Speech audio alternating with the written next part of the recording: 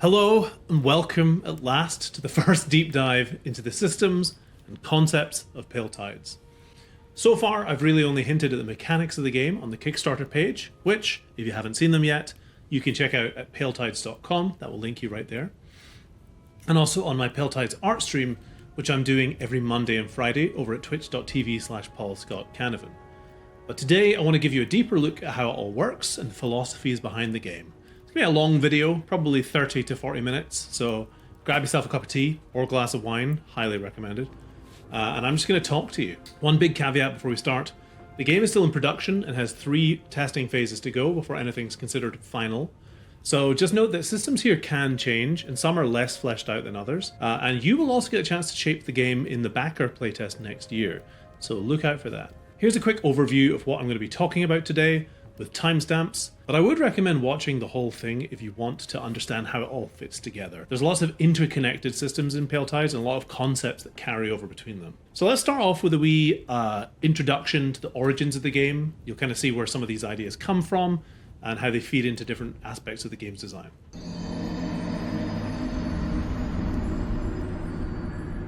Pale Tides started off as a one-shot horror game I ran for some friends back in 2016 using the Cypher system. I've always loved interesting, streamlined RPG systems, something where brand new players can easily pick up the concept and not have to spend half the game buried in a rulebook. And I really love the simplicity of Cypher's character creation in particular. I've played a lot of D&D over the years, and while I love how much scope it gives players to basically recreate a sort of mechanically rich video game on the tabletop and tell all kinds of stories, I always found it a little bit clunky and unfocused. A lot of people consider D&D to be the default role-playing game, but relatively complex mechanics like armor class, modifiers and saving throws, plus the general over-reliance on combat as the primary method of interacting with the world, and the general just density of rules, makes it kind of a tough choice for folk who are trying to enter the hobby and haven't played an RPG before. Cypher, or more specifically Numenera, which is how I got into that system, and it's a game world I love, did a really great job of streamlining some of that. And I pushed that further for my session because I wanted to introduce a couple of brand new players to the world of tabletop RPGs. It's people who are specifically nervous about role-playing in general, playing a character. Do I have to do voices? All that stuff. And also the idea of having to prepare and read a book before they could play. So I wanted to address this in this one-shot session. The way I structured that, and the way I tried to solve that, was by running an intro session that acted as a tutorial, introducing mechanics one at a time, almost like a Zelda game. And I put a heavy emphasis on uncertainty and allowing the players to just try stuff out in a sort of sandbox way, without ever needing to look at rules. If I told them that they could do this spell, they'd say, "Hey, can I do this with it?" And I'd say, "Sure, let's try it out." It led to a really immersive experience for the players. And as the DM, I really enjoyed the job of just kind of gently guiding them through the scenario. After we wrapped up this one shot, I could see a path to take this system idea further. And so I spent a few years basically just pulling apart different RPGs I was playing and exploring ways to rebuild them to feel more streamlined while emphasizing player choice and game flow. And this basically evolved into Pale Tides. Fast forward several years, and Pale Tides, which runs the Tides system, as I'm calling it, incorporates bits and pieces from loads of RPGs. There's Blades in the Dark in there, Vampire the Masquerade, Warhammer Fantasy, Thirsty Sword Lesbians, and tons of more. Plus a lot of video game influences like Hunt Showdown, Dark Souls, Bloodborne, Zelda, of course, Phasmophobia, Inscription, and also, of course, other influences from TV and film. Lots of horror stuff in there. Game design is usually a mishmash of things, and I've played and researched so many games building towards the creation of Pale Tides. It's kind of insane. So you're going to see elements here and there that you might recognize from other games, as well as some stuff that you probably haven't seen before, or I hope. Let's talk about how it all works in Chapter 2.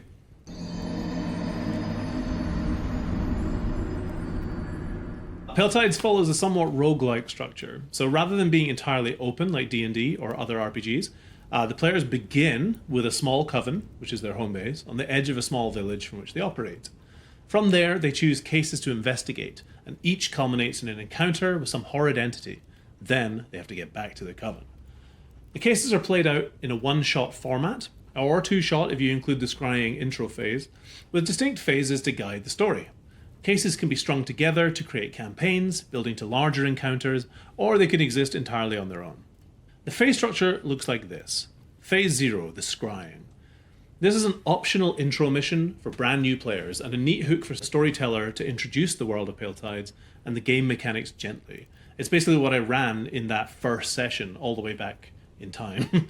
It's a tutorial, basically, which is something I've always found weirdly lacking from a lot of modern RPGs. Players are assigned pre-made characters who are close to encountering a grisly fate. This serves to introduce players to the mechanics of the game without having to jump straight into character creation and learning a bunch of rules, something that is often at odds with playing a game for the first time. You're creating a character, but you don't really know what anything means, and you don't really know what you even like necessarily. At the end of this first session, the players inevitably die or are lost to some awful fate, and we return to the Coven to begin character creation for the first time. A narrative framing is introduced. The session you were playing was actually a scrying ritual that the Hexen were conducting to try and learn the fates of some characters, and this organically leads them into their first case. What happened to these people? Where were they? What were they investigating? Let's go see what we remember and travel to that area and begin our first case. Phase 1 is the free play mode in which the Hexen are in their coven. While they're there getting used to things, they'll be presented with a case or a choice of cases to investigate, either organically through storytelling, someone shows up at the door screaming and crying, or on a bounty board that grows over time. A case will have some information to work with, but not everything. So once the case has been selected, players are going to choose their gear to take on the mission, conduct any preparation rituals they can before they step out into the world, and begin their story. This coven is explorable and upgradable, and will have NPCs to talk to, some of which can come along with you on your mission, especially if you have a smaller group of players. And then we move on to Phase 2, the journey. Rather than role-playing the entire journey to their destination, which could take hours, travel is done through a roll on the travel table. More dice can be added if the journey is particularly perilous or long. The Hexen may make it to their destination unscathed, but perhaps they encounter rogues on the road or happen across a useful magical artifact. This phase is designed to get players into the action quickly, but it does give the storyteller scope to introduce additional mechanics if needed, or set up the story in more detail. Maybe they encounter someone running away from the town on the way, which gives them some information they can start to prepare for the case. When we move on to Phase 3, the case itself. The Hexen arrive at the edge of town, on the grounds of a haunted mansion, ready to begin their case. Each case is a boss-like entity to encounter, but to prepare for this encounter, the Hexen need to uncover clues. Without those, they'll be unprepared for the encounter and will almost certainly fail. Clues are uncovered through detective work, speaking to people at a crime scene, searching for specific artifacts or things relating to the entity, and generally just exploring the area. Clues are linked directly to different types of entities, and these can be consulted through the Hexen's grimoire, which we'll talk about in a wee minute. Once the Hexen have determined the nature of the entity, they can prepare for the encounter itself. But note that this can be out of their control. Encounters can be triggered by the moon phases and other unexpected mechanics. Storytellers, again, have lots of tools to keep players on their toes, especially if they've done a couple of cases and are starting to feel the sense of game flow. You can start to break it up a little bit. But once they're ready to go into battle, we begin Phase 4, the encounter. Hexen enter the cave mouth, or the Red Room, with the sunken ship from which these horrific screams were heard, and they face off against the entity at the heart of the case. This is what everything's been building towards. If players have acquired enough clues to know the motives of the entity, they may be able to overcome it without the use of violence. Otherwise, it's time to battle. Boss fights in Pale Tides are mechanically rich. There's tons going on, there's phases and all sorts, and the more prepared you are, the more you can expect what's coming. But they're always going to be challenging. Once defeated, some enemies need to be banished through complex rituals, while others can be chased off. But once that's done, we move on to Phase 5, the aftermath. The beast slain, it's time to wrap things up and head back to the Coven. The storyteller takes all of the actions leading up to this point into account and has the party roll on the travel table once more. Do they make it back without a scratch, or are they pursued by the church? This is a chance to add extra action to the story, to mix things up, or to allow them to make it back safely if the game is already pretty action-packed and the players are a bit tired. Once they get back to the Coven, the players can spend their XP both on themselves and on the Coven itself. The case is concluded, the scenario ended. And that basically defines the different phases of play in Pale Tides. While the phase structure is there to create a smooth play progression in each session, Pale Tides can actually be played in free play as well, more like a traditional RPG. The game ships with an overarching storyline, which storytellers can dip into as much as they like, and a guide to stringing together individual cases to create exciting episodic adventures. There's also suggestions for how to take stories from pop culture and apply them to Pale Tides. You could absolutely run a story like The Thing, or an episode from The X-Files, or Buffy in this. And there's interesting ways to apply the phases to that, because the whole point of the phase structure is it's quite narratively similar to a 3-act structure in a TV show. So let's talk about the actual game systems and rules now. And we're going to start here with a little overview.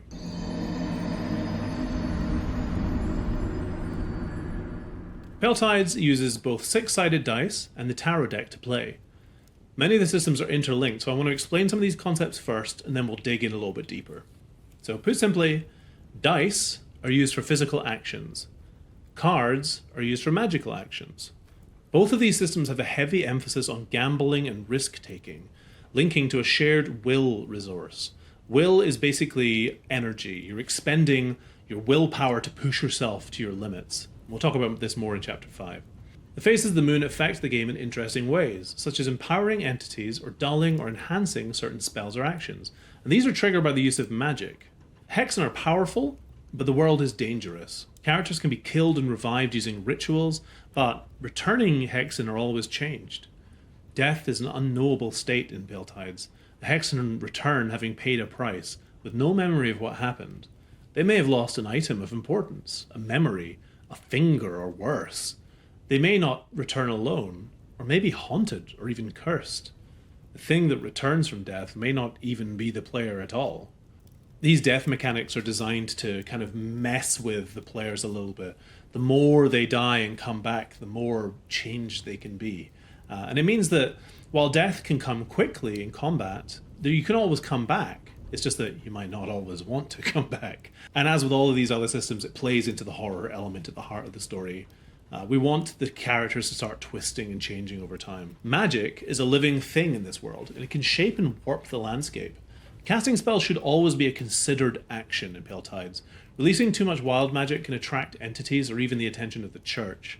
The Inquisition is always on the hunt and will turn up if enough of a disturbance is caused, and you really don't want that to happen. The Inquisition is relentless and they are extremely dangerous. Pale Tides is designed as a theatre of the mind role-playing game, so it doesn't have miniatures or game boards to play on by default. It's a horror game and relies on the power of storytelling and imagination. Of course, if you want to bring those kind of assets to your game, you totally can. It's just not designed with them in mind right now. This might be something we return to later on in the future if the game does well. To maintain a sense of fear of the unknown and to enhance the mood of the game, the core book is split in half. The first half, the Book of Hexen, is an in-world object with an introduction to the world, featuring all of the Hexen's knowledge of the lands of Caledon, an overview of character creation and spellcasting, and a grimoire containing the Hexen's knowledge of the entities that lurk in the land. Entities are defined by key words and grouped by type, so a big part of the investigation process revolves around finding clues and trying to isolate whether the ghostly thing that seems to be killing people in the marshes is a poltergeist or a banshee or something else entirely. There are no stats or rules presented for these entities. Instead, the grimoire contains information written about them in short stories or excerpts that the Hexen can use to prepare accordingly. Perhaps they recognize some of the signs.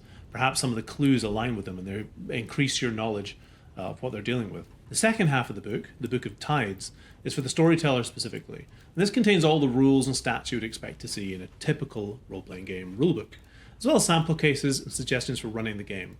It also has tables to roll on, as you may have noticed. I love tables. I think they're really fun. So there's a bunch of tables in the game. So let's talk about the Hexen themselves, and then we can dive into the mechanics of dice rolling and spellcasting.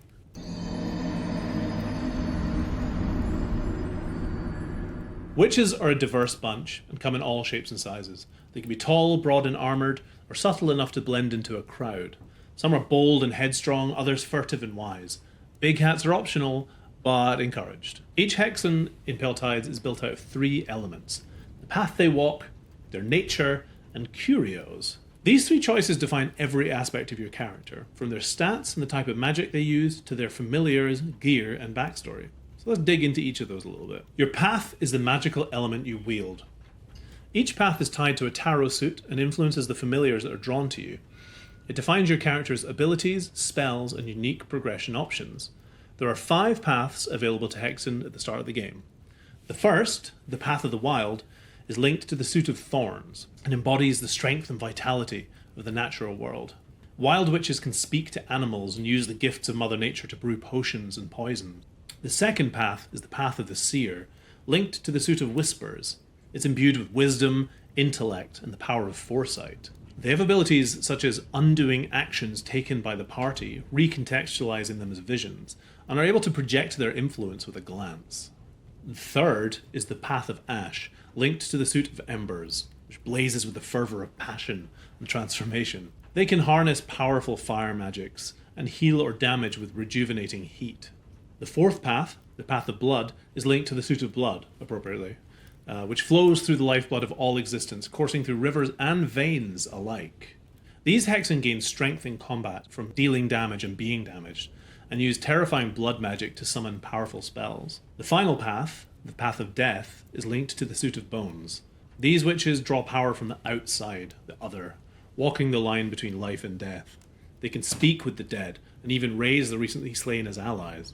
So let's move on to looking at natures, of which there are 3. Your nature defines what sort of character you are. It hints at your background, how you ended up in the Hexen in the first place, and defines your stats and starting gear.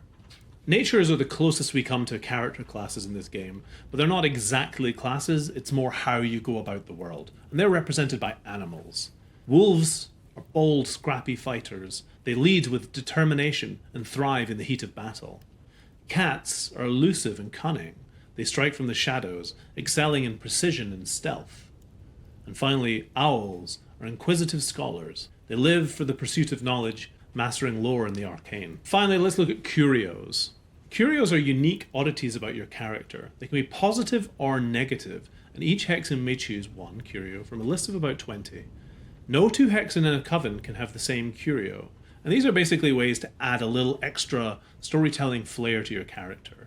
Is your character cursed? Are they bound to a powerful ring? Do they change shape under the moon's glare? Does their anger threaten to overwhelm them, destroying everything in their vicinity? Do their dreams and nightmares manifest? They're all very evocative, simple statements, which you can apply to your game however you want. Now, it wouldn't be a role-playing game without stats, so let's talk about those. Stats are a representation of your character's physical and mental abilities. Each stat in Pale Tides is represented by 5 pips, ranging from below average, 0, to exceptional, 5. The stats are brawn, that's just strength and toughness, lifting stuff, wielding heavy weapons, taking hits. Agility, which is dexterity, climbing, opening locks using complicated weapons. Social, which is your speechcraft, persuading, bartering, intimidating. Insight, which is observation and knowledge, recalling history and deduction. And then along with these stats, we have 2 stat pools. These are depleted as you play and replenished upon resting at a bonfire, or as a result of certain spells or card draws. The first of these is will. This is a pool of energy used to cast spells and push your physical abilities. You have to spend this wisely, as exhausting your will can have serious consequences for your character. Again, as mentioned earlier, will represents overexerting yourself, and you can only do that so much before you collapse. Vigor is your health pool. Once exhausted, your character can die. Your choice of path and nature define your starting stats, but you can spend additional pips to tailor your Hexen to your liking. Okay, so Hexen can only carry so much stuff into battle. One thing I really wanted to avoid in Pale Tides was the classic RPG churn of gear. In this game, armor will only fit you if it's made for you, so you can't just go about picking up whatever you find. And sometimes you may have to drop some stuff to make room for more valuable or useful items. Your gear can be upgraded in the Coven and customized to your liking, especially if you've recruited useful allies who can aid in the consecration and blessing of your equipment. But you will find magical artifacts, weapons, items, as well as unique reagents in the field and when banishing entities in particular. Gear is handled with a slot system. You have 10 slots at the outset, and different types of items take up different numbers of slots. Large, heavy items such as armor or great weapons will take up 3 slots, while light weapons and items such as daggers, wands, potions and grenades will take 1. Hexen can carry any loadouts they like. None are bound to their path or nature. That means you can create any fun combination of gear which appeals to your character story. If you want to play a sneaky blood witch who wields a giant greatsword and several blessed daggers, you absolutely can. You want to play a scholarly death witch who hides in the shadows throwing grenades, fire grenades, I don't know. go for it. You can do that. Will can be spent to carry more items, but this is always a risk. If your inventory is full and you want to take a heavy chest back, you might have to spend that extra 3 will to carry that. And this is obviously going to put you in a dangerous position if you're attacked on the way back to your coven. Experience points are gained through exploration, finding clues, and banishing entities. The storyteller will award them when characters have hit certain goals, and also for exceptional role-playing. They can be spent when resting at a bonfire or back at the coven. Rather than just upgrading your character, XP is used as a currency for several upgrades. Your path has abilities which can be upgraded, leading to increased character levels. Your nature has upgrades which lead to increased stats. It can also be spent to develop your coven, familiars, spells, and gear as well. Some NPCs will use XP as a currency for purchasing and upgrading items, so you always have several options to explore when spending XP. And the idea of reaching a player cap is much less likely to happen in any short space of time. XP can even be gifted to friends once you're back at the coven. The sharing of information and research is a powerful tool in the Hexen, and I wanted to represent that through shared storytelling or teaching of spells. Familiars are mysterious entities which take the form of common animals. Each path attracts a different selection of familiars. When encountered, either through completing certain objectives or reaching a certain level, they can be convinced to travel with you on your adventures. The life of a familiar is bound to yours, so while they can be powerful allies in investigation, it's actually risky to send them into danger. Familiars can remain in the coven, aiding the Hexen's research, or, in the case of cats, simply chilling out by the fire. Each has a unique physical and magical ability and can be leveled up through the spending of XP. Let's talk about the Coven. The Coven is your home base, a safe haven for the Hexen to conduct their research, and a place where trusted village folk might come for aid. The Coven has humble beginnings at the start of your journey, but it can be upgraded with XP to unlock new research opportunities and outfitted with protections. NPCs met along the way can be recruited to work here, and Hexen can even be retired should players decide to create a new character and go on to live there. There are many covens throughout the lands of Caledon and beyond, and encountering them can lead to opportunities to grow the Hexen's overall power base. More advanced covens can even gain the ability to move and relocate, whether through teleporting or giant chicken legs, I couldn't say. I'm going to dig into spells in a lot more detail in a future video, but I want to give a short overview here. Spells in Pale Tides align closer to real witch spellcasting than the typical fantasy RPG fare of just keep firing off fireballs eternally. Ash witches can summon flames, for sure, but the way they apply them to the world is more of a player choice. It involves more roleplay, and each one's accompanied by a reagent requirement and a physical action. For example, if a wild witch wants to cast a curse of thorns, they must first prick their finger with a thorn or a nail and look their foe in the eyes before drawing cards. Rubbing a piece of bark between two fingers is a required step of a spell like Commanding Nature to grasp an enemy with the roots of the earth. And these actions really ground the player in the moment and make them feel like they're incorporating in this kind of ritualistic moment. Certain flowers or roots may be required to cast certain spells. And there's really a breadth of stuff that's being explored right now for this particular system. There are 4 major spell types in Pale Tides. Cantrips, which are cheap instant spells which your characters can just do if they've unlocked them in their path tree.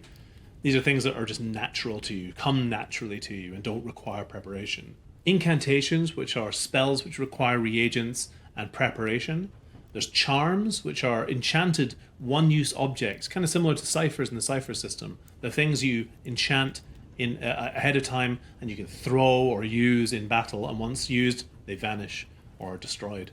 And rituals, which are group spells which have a number of steps to complete, including drawing sigils and combining your magical powers. Each spell type feels significantly different. Rituals, for example, require time and a safe space to cast, and are best used to prepare for an encounter or to seek information before embarking upon a case. Some rituals will always attract the attention of others, so these are risky but rewarding actions to take. The magic system for Pale Tides is being developed in collaboration with 2 witchcraft consultants. I'll have more to say about them and their work in the future, but the goal is to create a more deliberate and ritualistic approach to spellcasting. Spells in this game are tools which can be applied to the world in lots of different ways and to enhance the role-playing.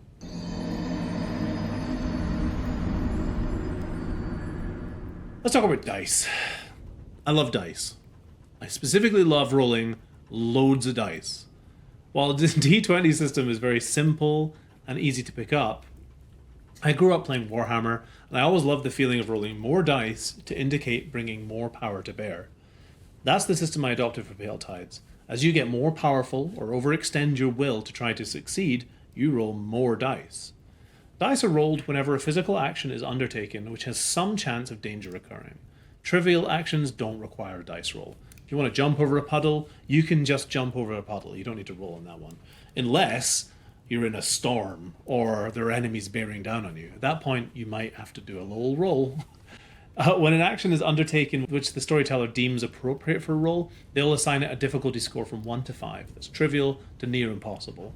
In order to pass the task, the player must roll an equivalent number of successful dice rolls. So difficulty 3, they need 3 successful rolls. By default, a successful roll is just a 4+ on a d6. Thus, in order to pass a task with difficulty 4, you must roll 4 successes. To determine how many dice a player can roll, they simply add a relevant stat and another dice if they have a relevant ability. They can also spend their will points here to add additional dice.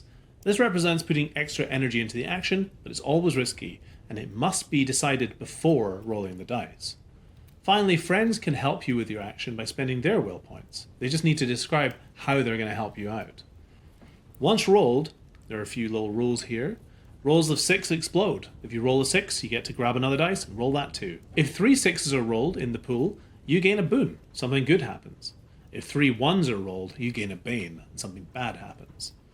If you fail the roll, the action is deemed a failure, but do note that with this system, you can succeed or fail at a task while still getting a boon or a bane. Future Paul here with an addendum that if you gain a boon and a bane, they cancel each other out. This actually happens in the playtest example you'll see in a minute, and I realise I forgot to add that.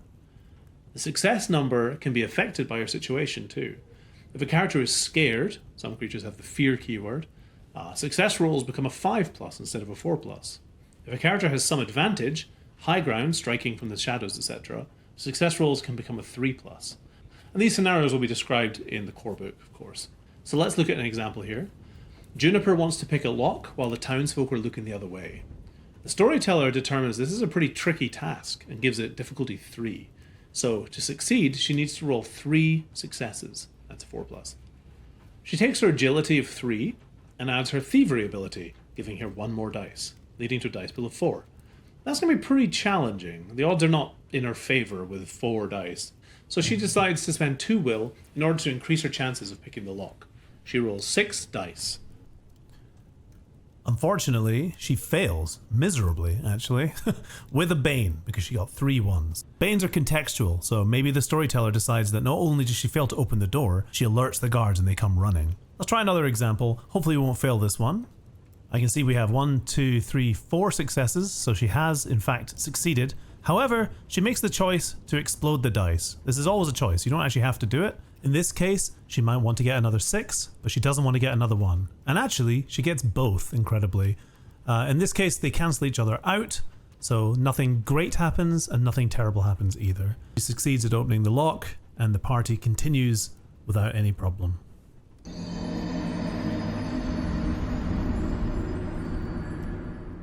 Let's talk about the magical actions now and the tarot.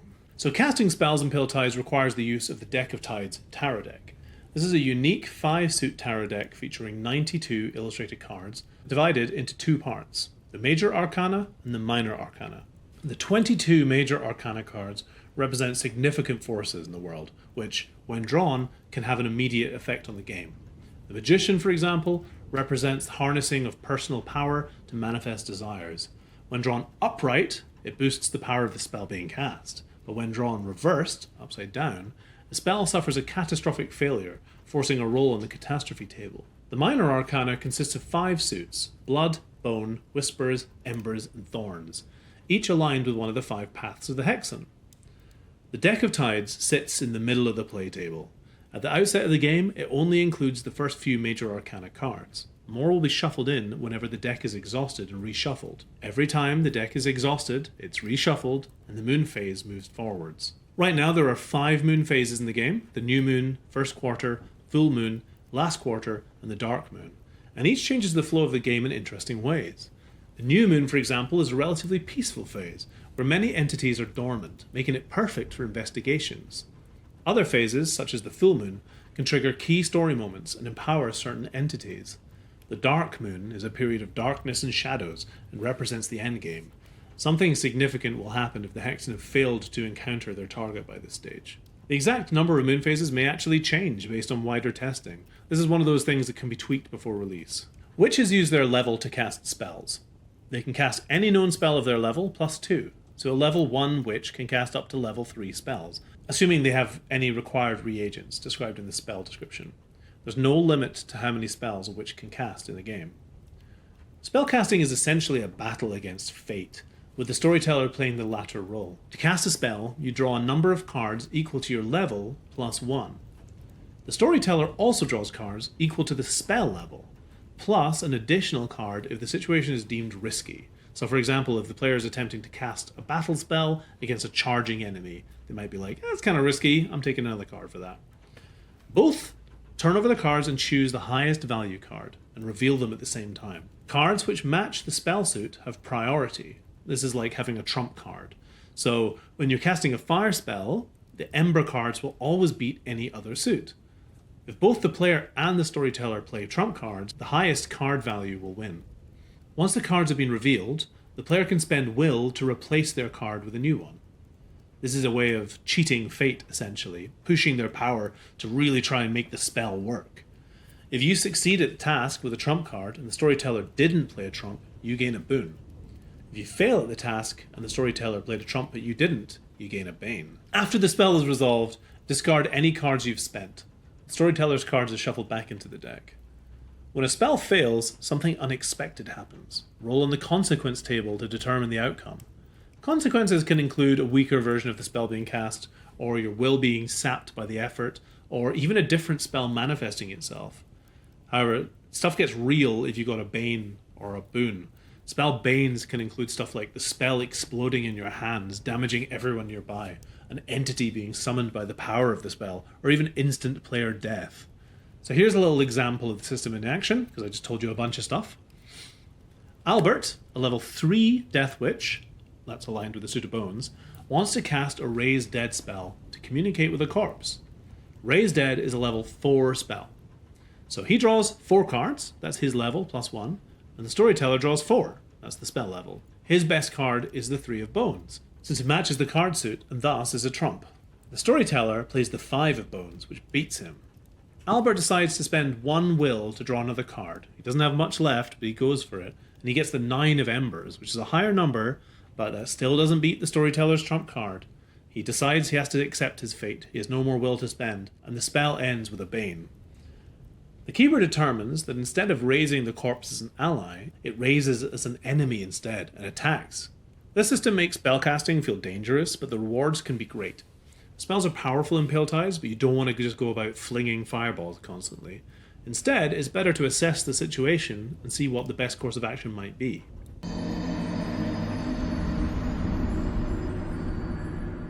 I realised I forgot to record this part in my setup, so welcome to Editing Bay Paul. I'm here to talk about combat a little bit. So Pale Tides doesn't rely on a traditional initiative system in combat. Instead, the focus of the scene shifts naturally, driven by the storyteller and the player's choices, which creates an organic, conversational action system. Enemies react dynamically to player actions, which keeps the tension high and the narrative fluid. When a player finishes their turn, they pass the focus to another character, ensuring that each Hexen has their moment to shine. This creates a dynamic flow, where teamwork, strategy, and story take center stage in every battle. So here's an example scenario. 3 Hexen are standing at the edge of a dark lake. The air is heavy with tension as a kelpie rises from the water. Its emaciated, dripping form gleams under the pale moonlight, blood still staining its mouth. With an ear-splitting shriek, it lunges towards the shore. Albert steps forward, claiming the focus first. He's ready. He crouches low, his death magic crackling faintly as he whispers an incantation. Shadows twist at his fingertips, snaking towards the kelpie to bind its hooves in place. His spell lands, and the kelpie hesitates, momentarily restrained. Albert passes the focus to Juniper. She darts out of the shadows, a blur of motion. She slashes with her enchanted sickle at the beast's flank, rolling to attack and hitting, drawing a streak of dark blood. The Kelpie screams in pain, its glowing eyes locking on her. With a knowing glance, she tosses the focus to Coop before it can retaliate. Coop, standing firm, raises their hands. Flames ripple and roar to life, illuminating their form in a fiery light. With a forceful motion, they hurl a blazing barrier between the Kelpie and Juniper, forcing it back towards the water's edge. The Kelpie, enraged, bellows and surges forwards, its fanged mouth wide. The storyteller seizes this opportunity, describing the Kelpie's counterattack. It barrels through the flames, jaws snapping at Coop. The focus returns to the players, and Coop throws it back to Albert, who prepares to weave another spell, the tide of battle shifting like the dark waters in front of them. This system of shifting between players creates a really dynamic battle system and enables players to quickly talk about what they're planning to do, and for the storyteller to kind of guide combat in a way that feels narratively exciting, and also means that players don't get left out of the loop. When striking with physical actions, players or NPCs must roll to hit their foe. If successful, the damage value of their weapon is applied automatically, along with any bonus effects. If the player or NPC is wearing armor, they'll have a chance to mitigate the damage entirely. Light armor on a roll of 6, medium on a 5+, and heavy on a 4+.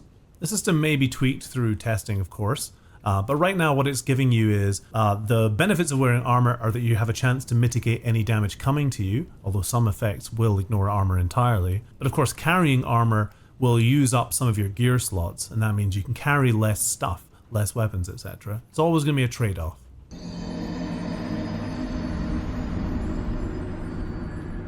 Conclusion time. I feel like I've been talking for a year. I hope this video gave you a good feel for how everything works in Pale Tides. There's a lot more to dig into, such as the specifics of the different entities you can encounter, which are drawn primarily from Northern European folklore, at least at the start of the game, and the actual world of PT. Plus, ways to enhance the ritualistic vibe of your sessions through the lighting of candles. But I'll save those for a future video. We haven't even touched on the pale things, which defy all of the rules I mentioned, but we'll save that for later. As mentioned, some of these mechanics may be tweaked through testing, but the core experience is already working really well. And crucially, the mechanics all play to the theme of the game. I hope you're as excited about playing Pale Tides and creating your Hexen as I am. I'm planning a bunch of stuff to get people involved in that process before the game comes out. And obviously there's going to be tons of streams and ways for me to tell you more about the game and answer your questions. The Kickstarter is really just the beginning of this journey, and I cannot wait to show you more about my plans for the game and beyond in the future. Please check out the Kickstarter and consider backing the game if you haven't already to secure yourself an early copy and also to join in the testing early next year. Thank you so much for watching. It means a ton. Take care of yourselves. I'll see you soon.